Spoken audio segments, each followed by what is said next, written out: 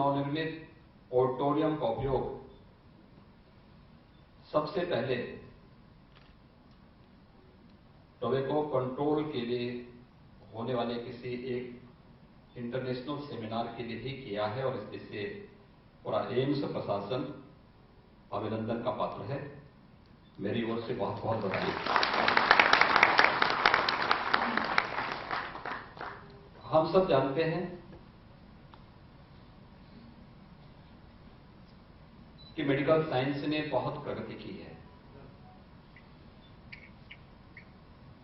लेकिन एक जो बात हम सबको सदैव बताई जाती रही है कि बीमारी के उपचार से महत्वपूर्ण पक्ष बचाव का होता है, और बचाव का जो एक पक्ष है यह हम सबको आज के इस national centre for policy research in tobacco control के इस कार्यक्रम के साथ जोड़ता है। हर व्यक्ति जानता है और हम लोग बचपन से भी इस बात को सुनते रहे हैं कि तंबाकू से किस किस प्रकार की बीमारी होती है, या धूम्रपान से या टोबैको किसी भी प्रकार का हो, वह मनुष्य के लिए हानिकारक है। जो सेवन कर रहा है उसके लिए तो हानिकारक है ही, लेकिन जो स्वयं सेवन नहीं कर रहा है लेकिन ऐसे व्यक्ति के संगत में है, तो धूम्रपान से होने वाले नुकसान से वह व्यक्ति अपने आप को बचा नहीं सकता। और इस दिशा से अवेयरनेस के बहुत सारे कार्यक्रम चलते हैं। आप देखते होंगे जितने भी इस प्रकार के बीड़ी है, सिगरेट है या तंबाकू है, उन सब में लिखा भी जाता है कि स्वास्थ्य के लिए हानिकारक है। उसमें उस प्रकार के चित्र भी बनाए जाते हैं। उस सब के बावजूद लोग उसका सेवन करते हैं, और हम सब का ये मानना है कि सबके बावजूद यह पक्ष अवेयरनेस का ज्यादा है, कानूनन पक्ष इसका कम, और इसके माध्यम से जागरूकता के माध्यम से हम अधिक से अधिक जनमानस को इसके साथ जोड़ करके और उन्हें किसी भी प्रकार के तंबाकू के सेवन के प्रति जागरूक करके होने वाले किसी भी संभावित खतरे से बचाने के लिए एक बड़ा अभियान अपने हाथों में लेकर के इस कार्यक्रम को आगे बढ़ा सकते हैं। मैं धन्यवाद दूंगा प्रोफेसर वंदना शाह को, जिन्होंने 5 वर्ष पहले की उस घटना का जिक्र किया जब मैंने मुख्यमंत्री पद की शपथ ली थी और मैंने उत्तर प्रदेश सचिवालय के कुछ भवनों का निरीक्षण किया था।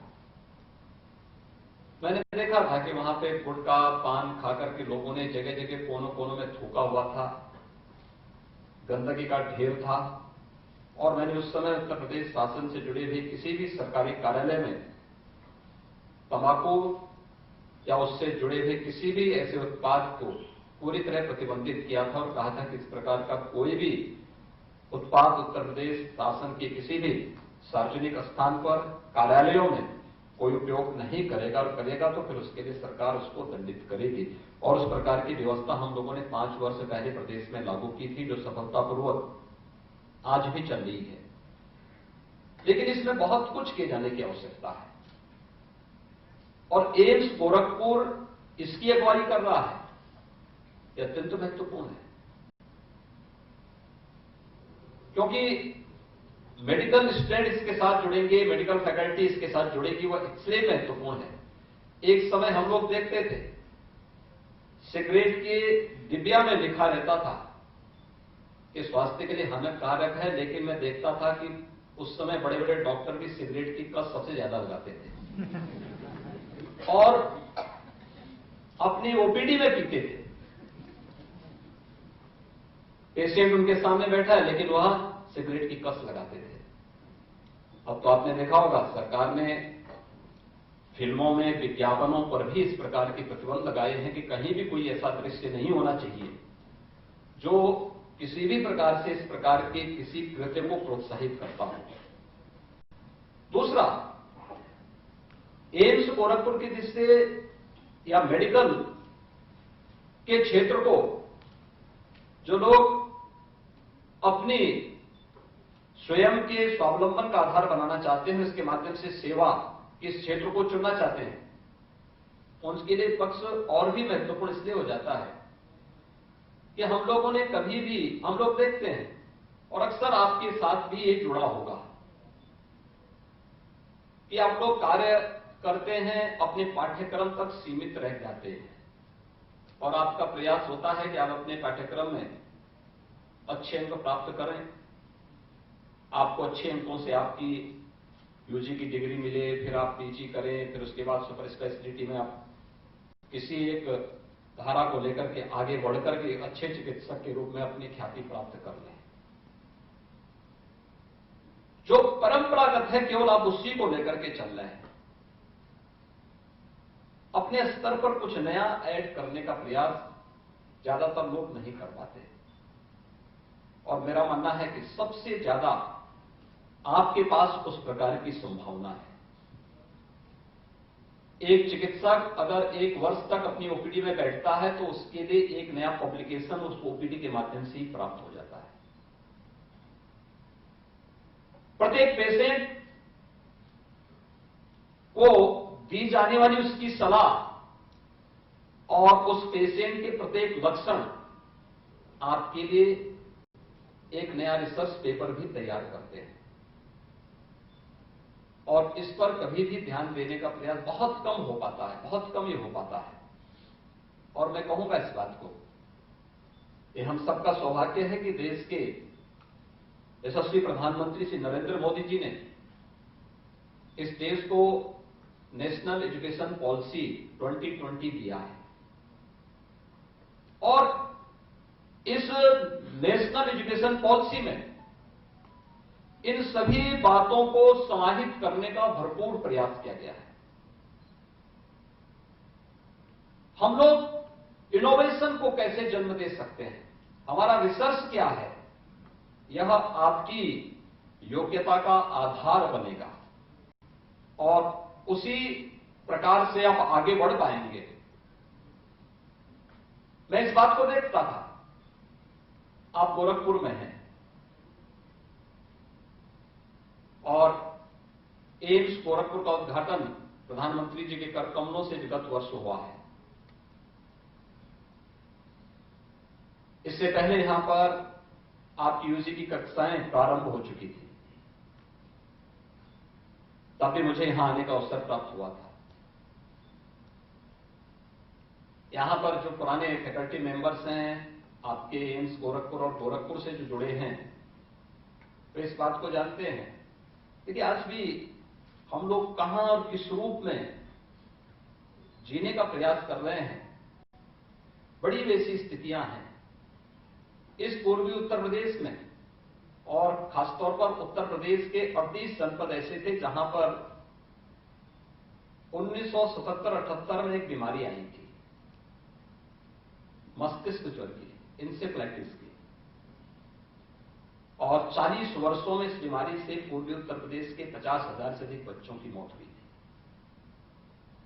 मैंने इस पर बहुत ढूंढने का प्रयास किया, लेकिन 40 वर्षों में एक भी रिसर्च पेपर पूर्वी उत्तर प्रदेश में इंसेफ्लाइटिस पे नहीं लिखा गया। 50,000 बच्चों की मौत हो जाती है, कोई इस पे काम नहीं कर पाया। बिहाड़ी मेडिकल कॉलेज में उपचार होता था, अच्छा उपचार होता था, पूरा प्रयास करते थे, संसाधनों का अभाव था, वो सब के बावजूद होता था। लेकिन मैं जिस भी पीडियाट्रिशियन से मिला, 1 से 15 वर्ष तक के बच्चे ज्यादातर मरने वाले थे। मैं जिससे बात करता था कि भाई इसमें कुछ हुआ, वो केवल कुछ जानकारियां थी और उससे भी ज्यादा अंधेरगर्दी कहां थी। जापान ने वैक्सीन बना लिया था 1906 में और भारत में वैक्सीन आया 2006 में, 100 साल के बाद। कोरोना महामारी में आपने देखा होगा, 9 महीने के अंदर प्रधानमंत्री मोदी जी के प्रयास से देश में 2 स्वदेशी वैक्सीन बना दी, 2 स्वदेशी वैक्सीन भारत की, और भारत के अंदर 200 करोड़ वैक्सीन की डोजेस अब तक लग चुकी हैं।